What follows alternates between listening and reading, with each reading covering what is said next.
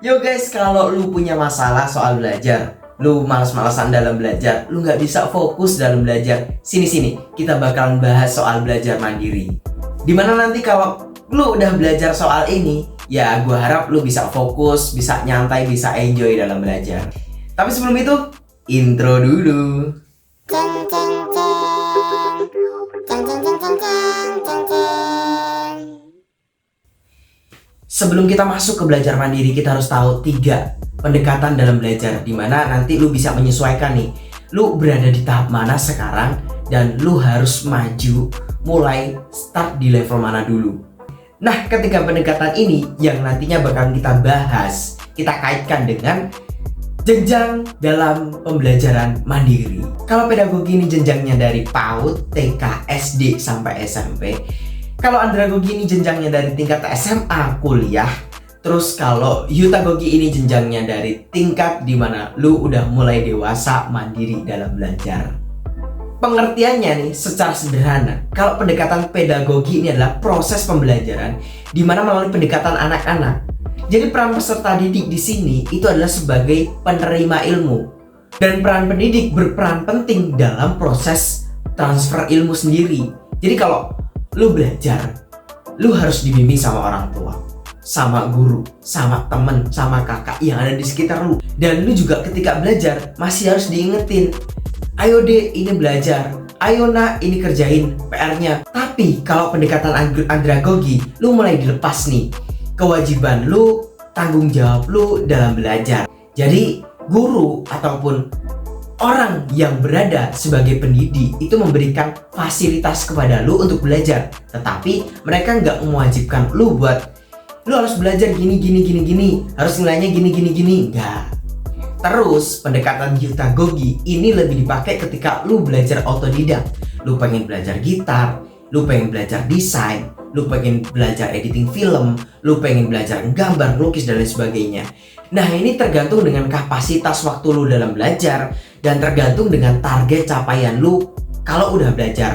Kalau pendekatan ini dibuatin piramida pendekatan, nanti hasilnya kayak gini nih. Terus kalau dibuatin peran pendidik dan peserta didik, ini nih peran prioritasnya.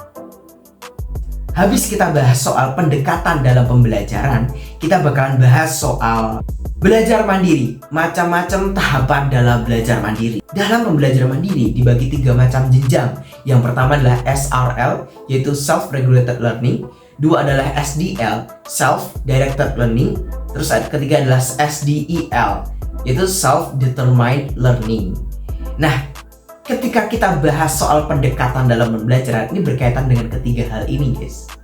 Kita bahas satu-satu. SRL, yaitu Self-Regulated Learning, itu adalah tahap awal dalam pembelajaran mandiri, dimana lu memang udah belajar mandiri, tetapi peran guru atau peran pendidik itu masih berperan penting nih dalam pembentukan proses gimana lu bisa mulai deket sama belajar mandiri itu sendiri, bisa enjoy sama namanya belajar. Nah, dari situ ada 3 peran pendidik dalam jenjang SRL. Yang pertama adalah membantu peserta didik membangun konsep, dimana lu mulai sadar, lu mulai tahu PDKT-an sama namanya belajar mandiri. Yang kedua adalah memberikan umpan balik yang membangun, yaitu ketika lu mulai belajar mandiri, lu bakalan dapetin apa, lu bakalan tahu ilmu apa, lu bakalan dapet nilai bagus katakanlah dan lain sebagainya. Terus yang ketiga adalah membantu mengembangkan strategi dalam SRL sendiri. Nah, bahas-bahas soal strategi dalam SRL itu ada 3 yang kita tekanin. Yang pertama adalah motivasi, dimana karena ini adalah proses pertama dalam belajar mandiri, lu harus punya membangun motivasi intrinsik atau motivasi dalam diri, dimana lu bisa enjoy dalam belajar sesuai dengan kebutuhan lu, sesuai dengan kenyamanan lu dan lain sebagainya. Terus yang kedua, itulah metode belajar. Dalam proses belajar mandiri yang awal, lu harus punya pendekatan. Gak bisa kan ujuk-ujuk lu bisa belajar dalam sekali duduk lu bisa belajar 1 jam, 2 jam, 6 jam. Enggak. Nah, di sini gue bakalan bahas cara terbaik gimana caranya lu bisa mulai PDKT sama namanya belajar.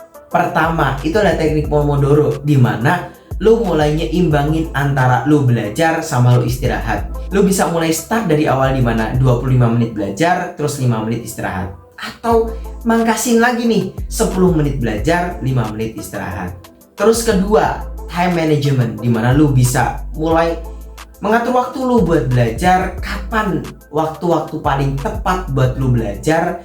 Kan karena setiap orang tuh berbeda-beda. Ada yang mereka suka belajar pagi, suka belajar siang, sama suka belajar malam. Nah, lu bisa mulai cari tahu kapan waktu yang paling pas buat lu belajar. Lu bisa pakai kotak-kotak prioritas yang ada di samping ini nih, buat nentuin dimana lu punya waktu buat belajar.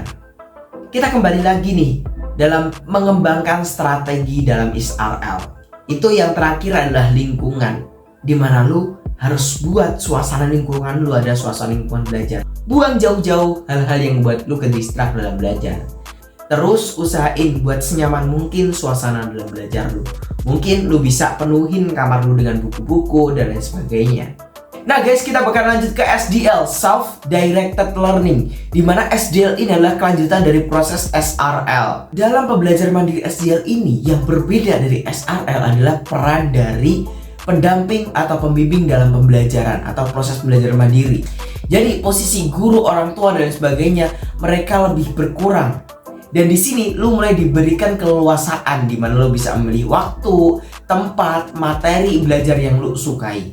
Nah, di sini ada 4 aspek dari SDL itu sendiri. Yang pertama, siswa mengatur pengalaman belajar yang terjadi, yaitu siswa atau lu ketika lu belajar, lu bisa mengatur waktu, tempat, materi pembelajaran yang lu sukai. Ya, dengan bimbingan orang yang lebih ahli ataupun orang tua, guru, tetapi bimbingan mereka itu lebih kepada memberikan kebebasan kepada lu. Jadi posisi mereka itu adalah sebagai pendamping, dimana ketika lu nggak tahu soal materi pembelajaran, lu nanya ke mereka.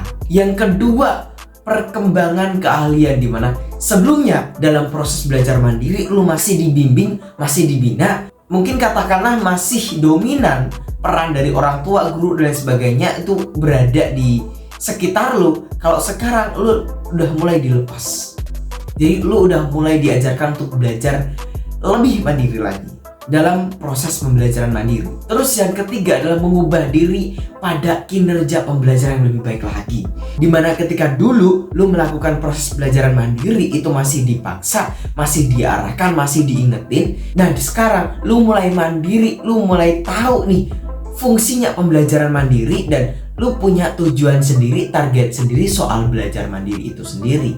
Yang terakhir itu manajemen diri atau konsistensi, dimana sekarang lu mulai lebih betah belajar, lu mulai tahu caranya mengatur waktu belajar, waktu paling pas lu buat belajar, entah itu pagi, siang ataupun malam. Nah dalam proses SDL ini juga ada beberapa tingkatannya nih. Ada tingkatan yang paling rendah, ada tingkatan sedang dan tingkatan tinggi. Dimana tingkatan yang paling rendah itu proses belajar mandiri lu itu masih sama kayak SRL, dimana peran dari guru pendamping itu masih dominan.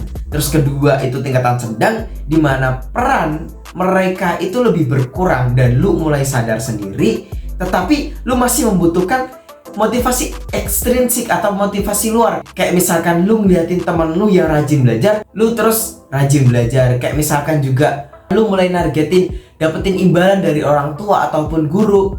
Nah di situ unsur ekstrinsik itu berperan. Nah yang ketiga itu SDL tingkat tinggi, dimana lu udah mulai tahu nih artinya pembelajaran mandiri, manfaatnya, tujuannya, dan lu mulai punya motivasi dalam diri nih. Gua suka belajar, gua pengen belajar karena gua punya target gini dan lain sebagainya. Nah selanjutnya kita bakalan lanjut ke SDEL atau Self-Determined Learning, dimana ini adalah konsep pembelajaran mandiri yang mana lu diberikan kebebasan penuh atas materi pembelajaran, waktu dan tempat pembelajaran dan lain sebagainya terkait dengan pembelajaran mandiri. Dengan catatan lu punya waktu, materi dan tempat belajar itu harus sesuai dengan target yang lu punya di awal.